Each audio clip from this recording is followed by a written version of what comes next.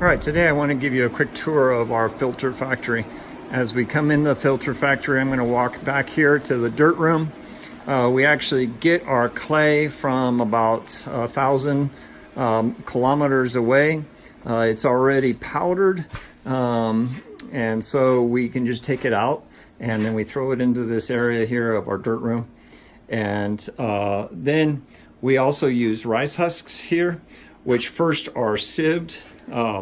The top sieve is 30 mil, the bottom sieve is 60 mil, and so the Goldilocks is here in the center.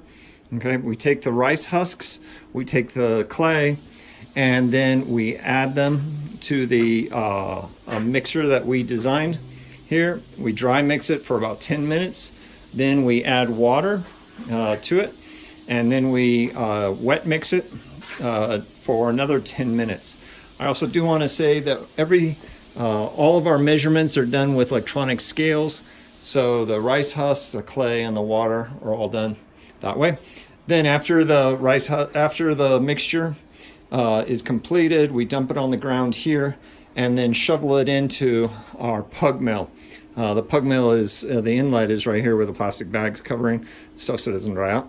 Then from there it comes out on this side of the pug mill right here.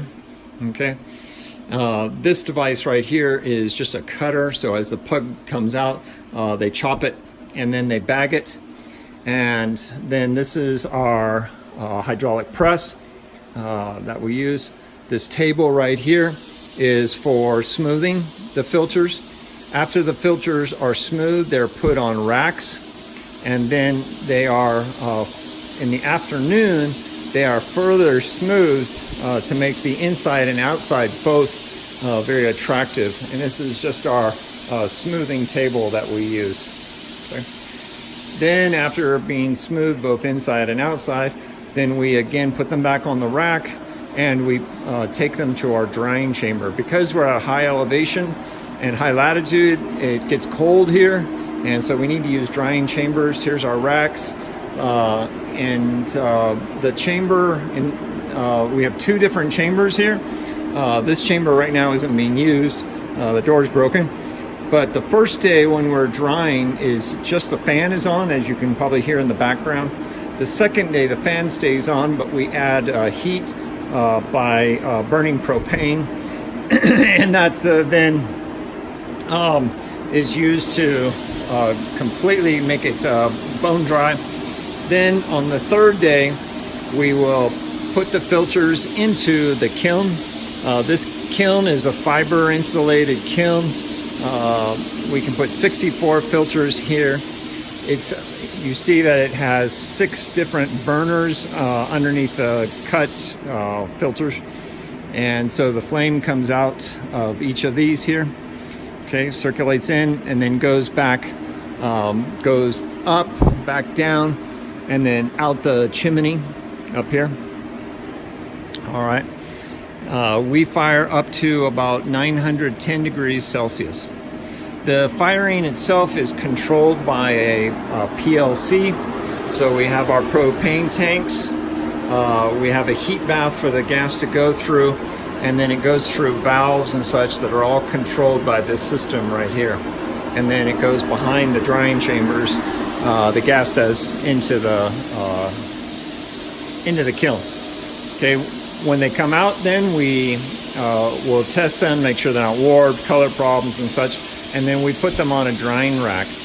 The drying racks, there's 2 different drying racks because each of them hold 64, because the filters are going to be dried for 48 hours, 2 days, because we want to flush out any arsenic that's in the clay and the ceramic now. And so this is being done right now. So there's 32 on this side, 32 can be on the other side. Okay, the water passes through a reverse osmosis filter system to make sure that we're getting rid of all the arsenic or other impurities that are coming out of the filter. Okay, then we take the filters and we then stack them up over here. All right. From each batch, we'll take one of our filters and we will do a microbiology test. So this is my laboratory back here. Okay, as you can see, we have 5 filters that we can test. So every week I can do 1 batch of testing. We put E. coli into a tank up here. It then flows into these filters just through a simple pipe system with a float valve in it. Okay, the water goes in, there's no filter in here right now, through the filter and then out right here where it can be collected after 3 pour volumes and then tested in our laboratory.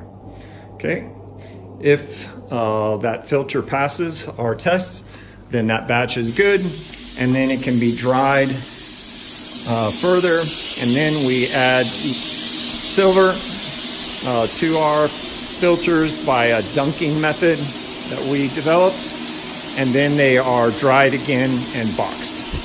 So that is our filter factory in a nutshell.